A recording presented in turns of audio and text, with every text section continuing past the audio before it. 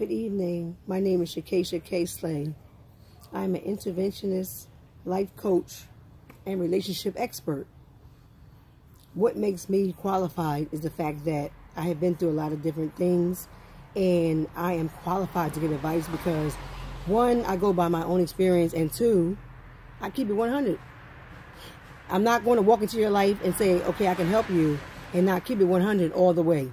I'm not the one to sugarcoat things and make things seem like, oh, this is peaches and cream or walk in the park, when it's really not. I'm going to tell you what you need to do to get your life together. So today's message is about taking care of your mental health. Okay, people are really slacking on their mental health, and I see people, you may go to the doctors and you get blood work or things of that nature to take care of yourself, but I find that a lot of people don't take care of their mental health, and that is a problem. That is a serious problem within the community, not just the community in a whole, but the black community. Really, it is a stigma that black people, they don't take care of their mental health because of the stigmas. People think that, to go sit down and ask for help or talk to someone, you're crazy for that. And that should really not be the case, because people are fighting for their lives. That is my tagline.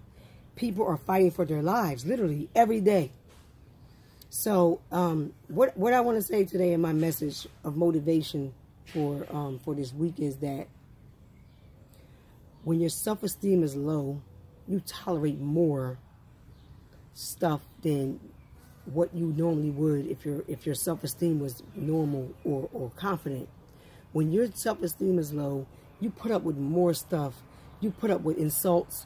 You may put up with people talking to you any kind of way, or you may be in toxic friendships, relationships, marriages, and you may just feel like you don't have any more hope left. And, that is what happens when your self-esteem is low. Now, what I can say about my own experience connected to this story is that my self-esteem is high. It's on fleek.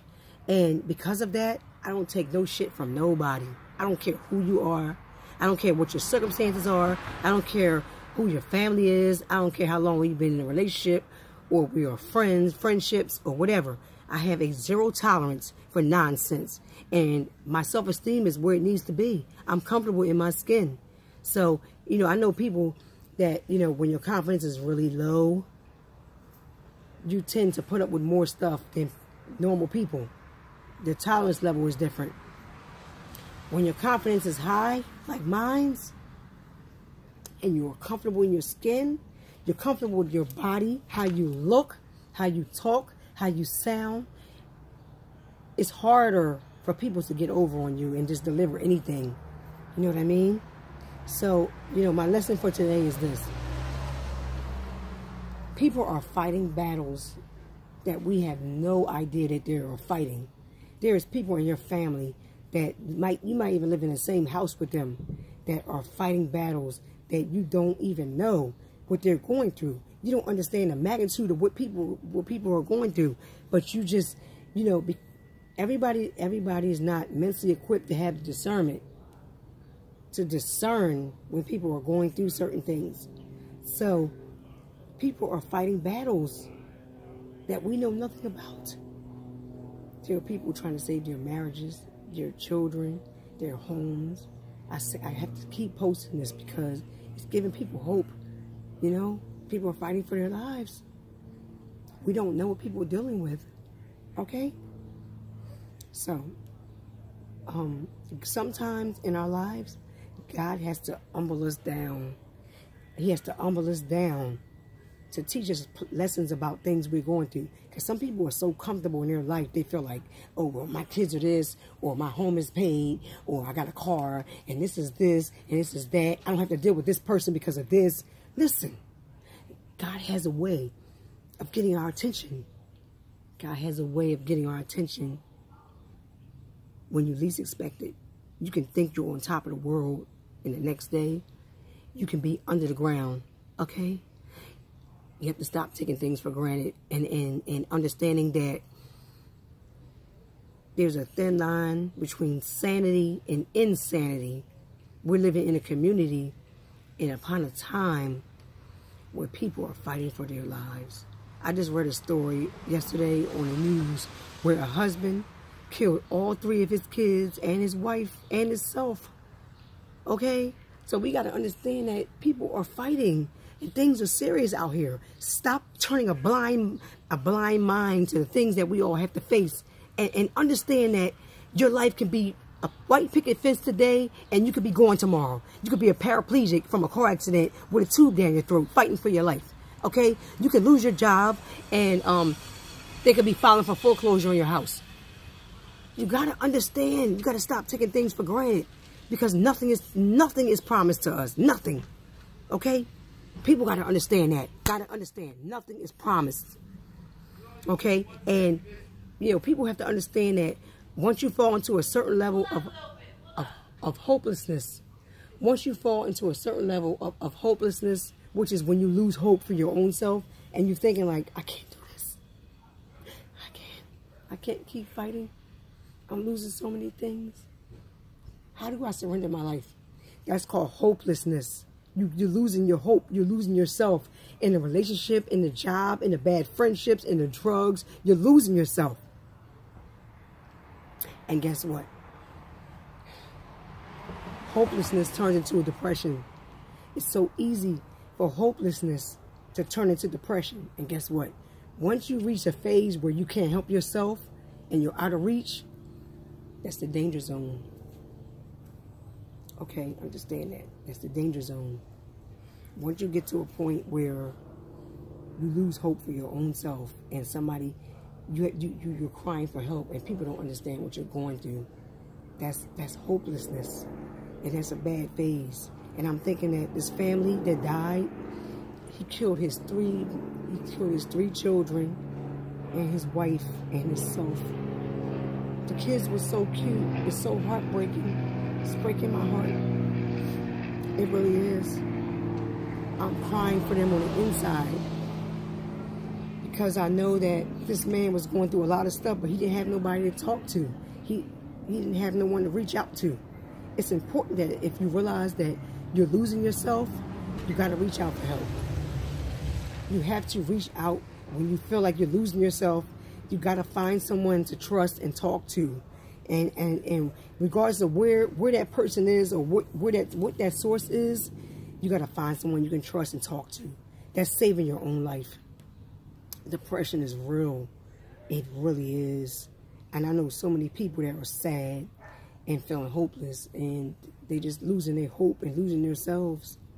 And so, you know, my advice for you today is this.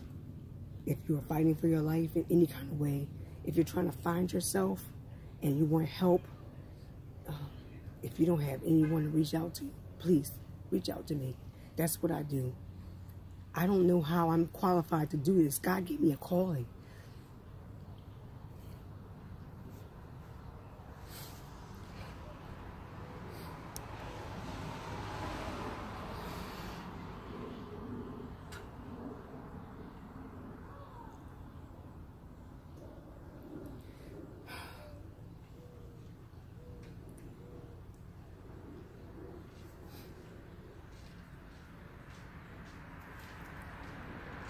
I have a calling on my life to do what I do.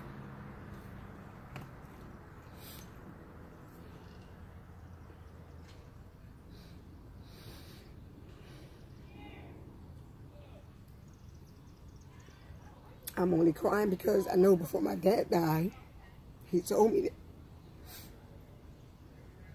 That's the only reason why I'm emotional. I'm not crying for any other reason. But I'm a little emotional because I know I have a calling on my life. God gave me a gift.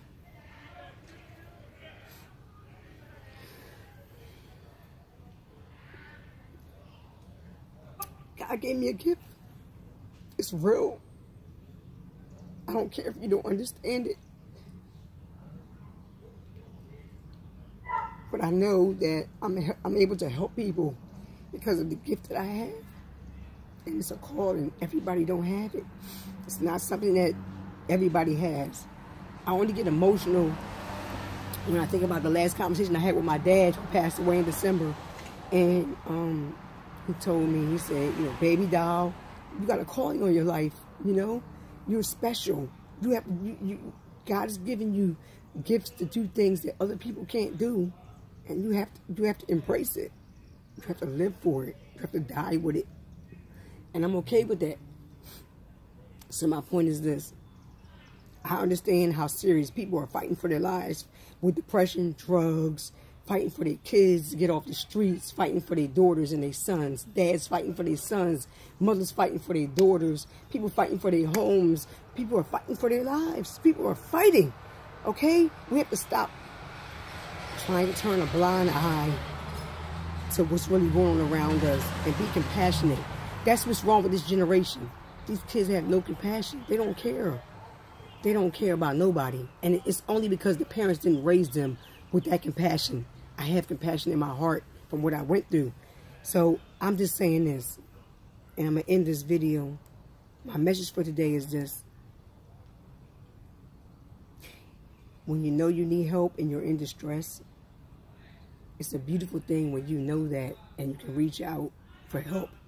You can reach out to me. I'm a trusted source. If you reach out to me, anything you tell me is confidential. I'm not going to relay anything you said to me to anyone else because I'm a trusted source. I don't talk. So what I'm saying is this. If you realize you're going through a situation and you're losing yourself in it and you need hope, reach out to me. Inbox me. You follow me on the social media, inbox me, and I can help bring you through. I can't tell you how I have this gift. That's what made me emotional because I don't understand my gift, that I'm still learning. I'm still growing into my gift, that, you know, I'm able to help people get through things. And it is amazing because I really be giving people hope. My energy is amazing. And I'm fighting. I'm still in recovery myself. And I'm still fighting to fix my life together, put my life back together. But I have a gift where I'm able to help people in my own distress. So please trust in me and trust that I can help you. If you need help, inbox me. It's simple as that. Please read my blog post. Go into my website. It's chasenomore.org. chasenomore.com or chasenomore.org. And my stories are so powerful. They really are. And they give people hope. And I have an international following. I thank God for it every day. My calling is real. I don't care who don't believe in me and what I say and what I do. But guess what? My calling is real. It's real life stuff. You know, it is. God gave me a gift that I'm still trying to figure out myself. I'm still trying to figure out, how do I have the knowledge to help people in situations that I've never been in myself? That's a gift from God. Just like He delivered me 8 years ago from the opiate abuse, God makes all things possible. Please reach out to me if you need help. This video should be